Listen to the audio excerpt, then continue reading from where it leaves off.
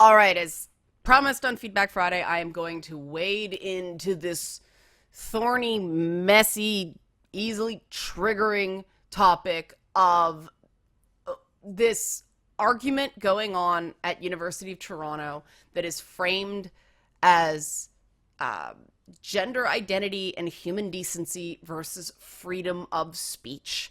The background on this is Dr. Jordan Peterson, a psychology professor at University of Toronto, has publicly refused to use gender-neutral pronouns, claiming it's a matter of free speech, even if that means he's breaking the law.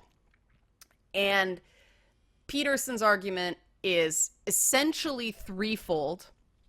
There's another professor, A.W. Pete, who uses the gender pronoun they, says it's about human decency, and I personally think they're both wrong.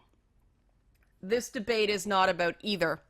This debate is about better science and better laws, and that is it.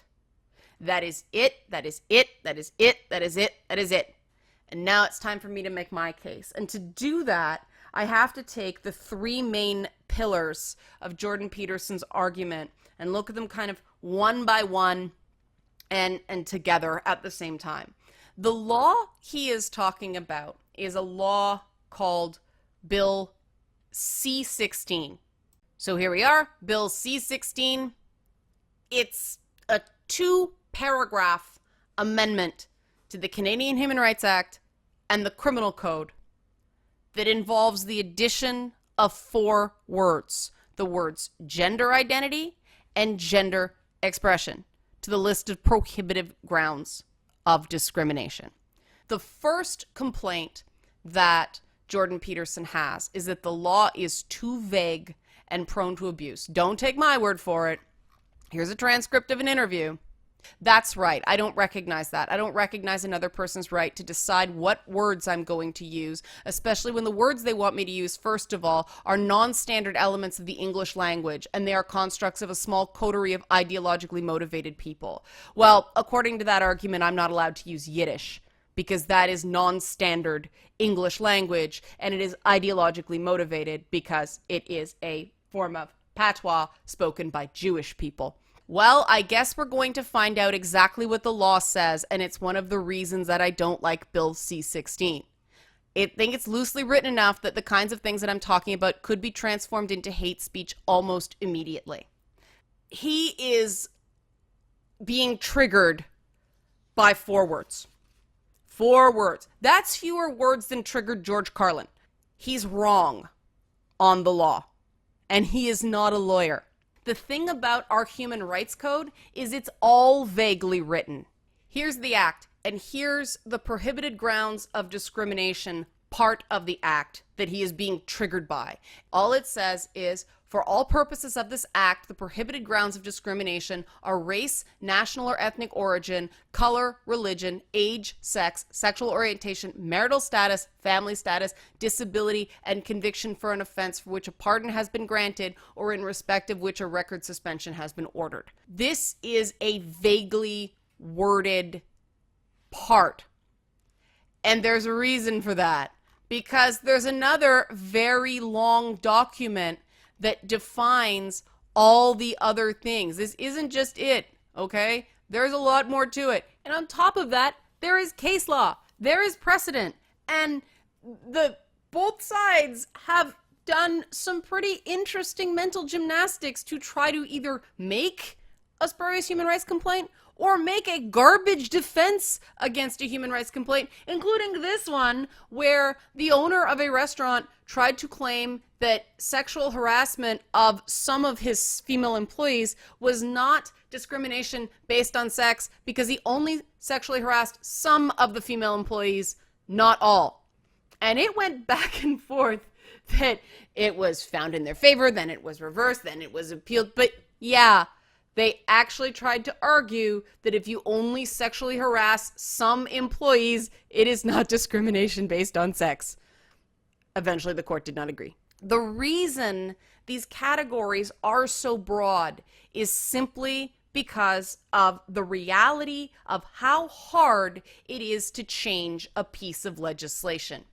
And the MP that told me how hard it was personally to change a piece of legislation is opposing Bill C16 on the grounds that it is not necessary, because human rights courts are already considering transgendered people under the prohibition on the grounds of sex element. So it's already going through the courts.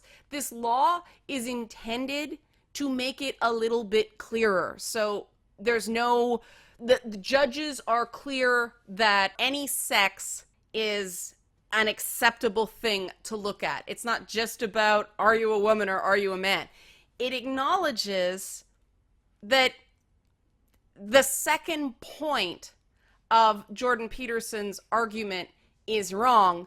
And I'm going to segue there. I hope that's clear. I'm trying to be brief here because we want to get into this, and this is more difficult. The idea that gender is biological and binary.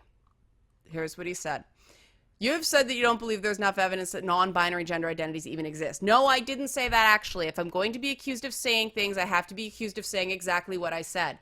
There's not enough evidence to make the case that gender identity and biological sexuality are independently varying constructs. The thing he has to prove and doesn't prove is not that sex and gender aren't linked, that the social construct of gender and the biology of gender are not linked. He has to prove it's binary.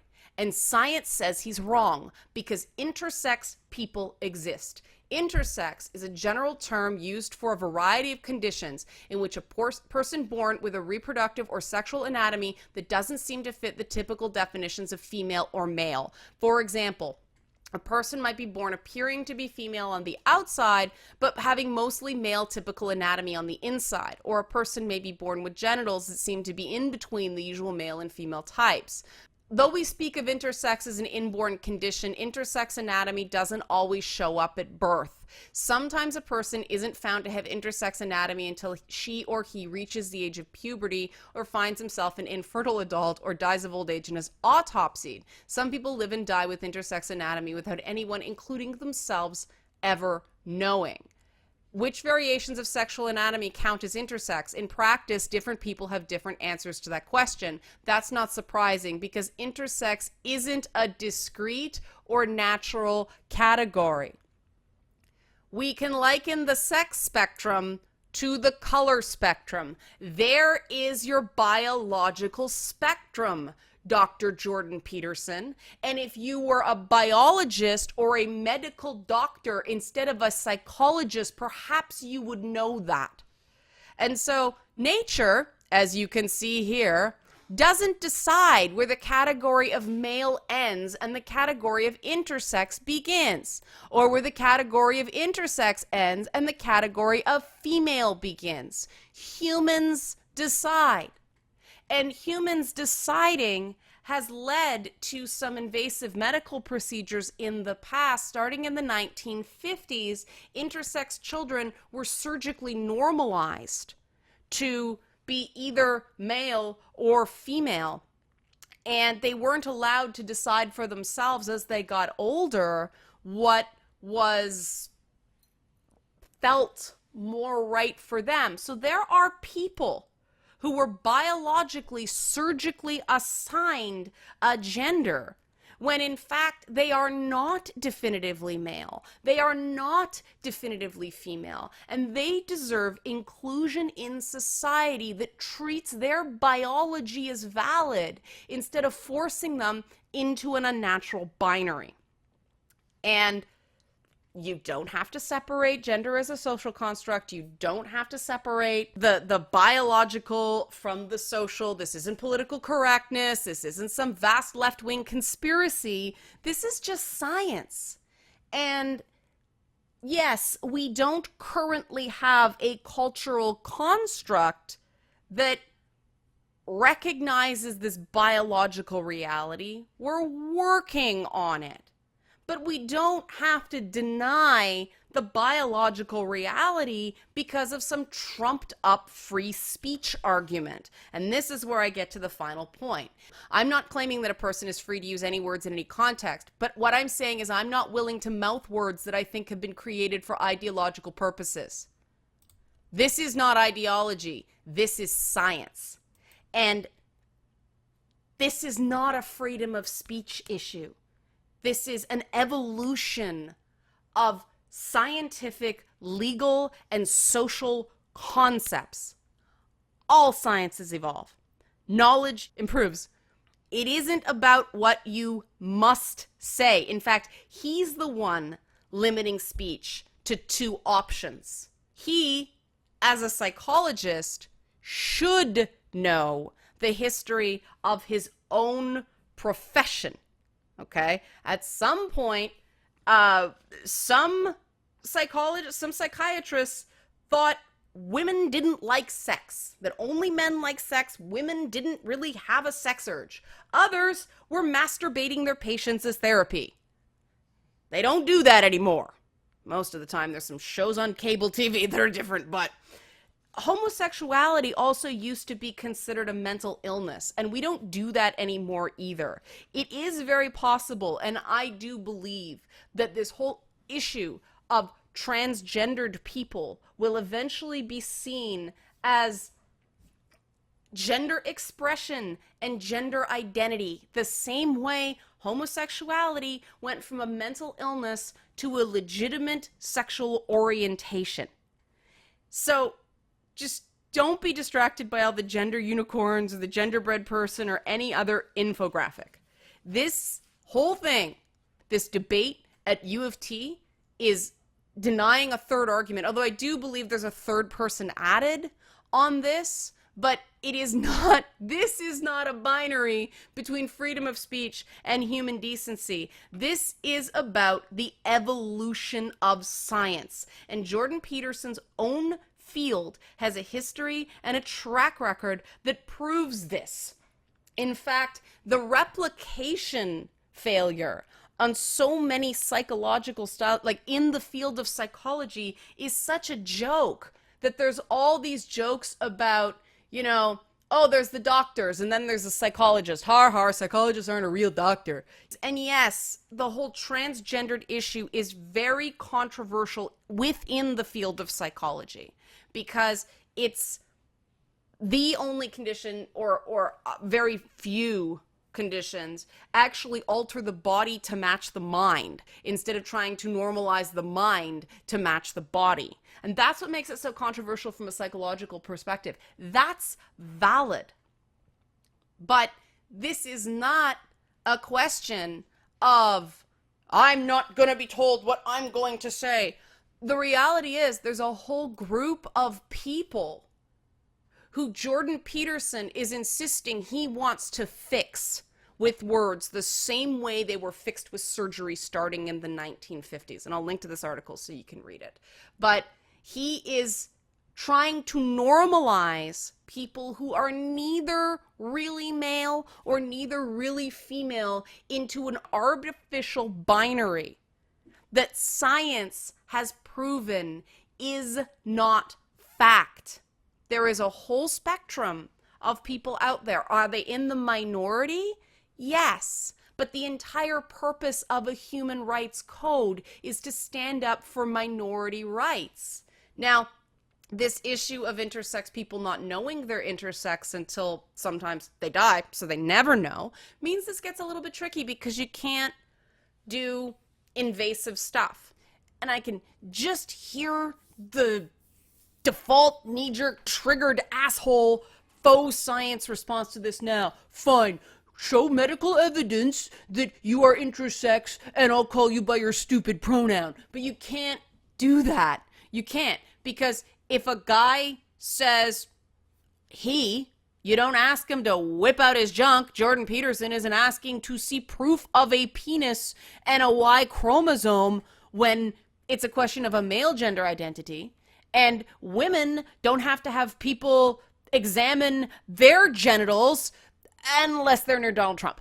But you cannot demand any sort of invasive or somewhat demeaning procedure to prove gender for the minority when the majority doesn't have to undergo the same test.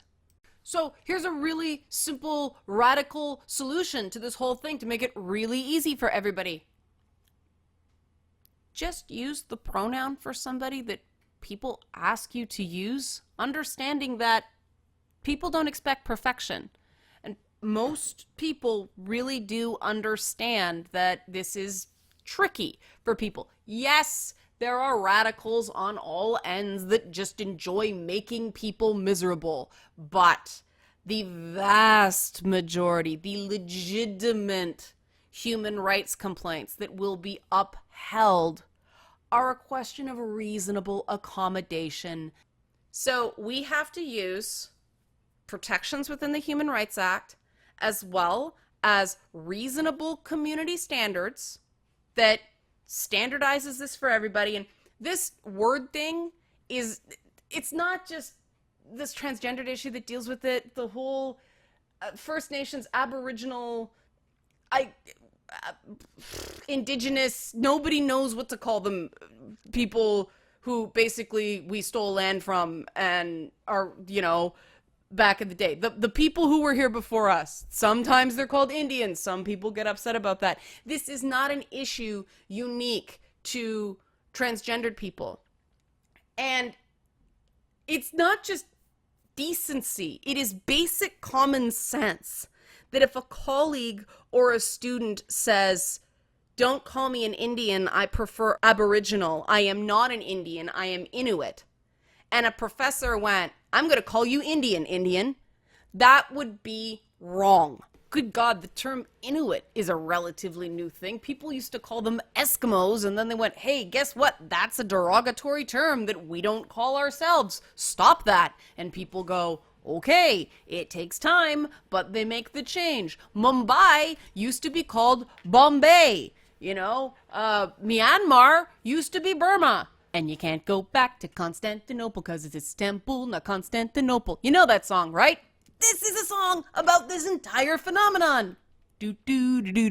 Things change, names change, language changes. We are being arbitrarily bent out of shape over pronouns. See, the Hanar from Mass Effect solved this whole problem instead of they. If Jordan Peterson wants grammatically correct English, just say one, this one. One does not. One does. It's perfectly acceptable speech. It's a gender-neutral, singular pronoun. There you go, buddy. Everything's better through video games.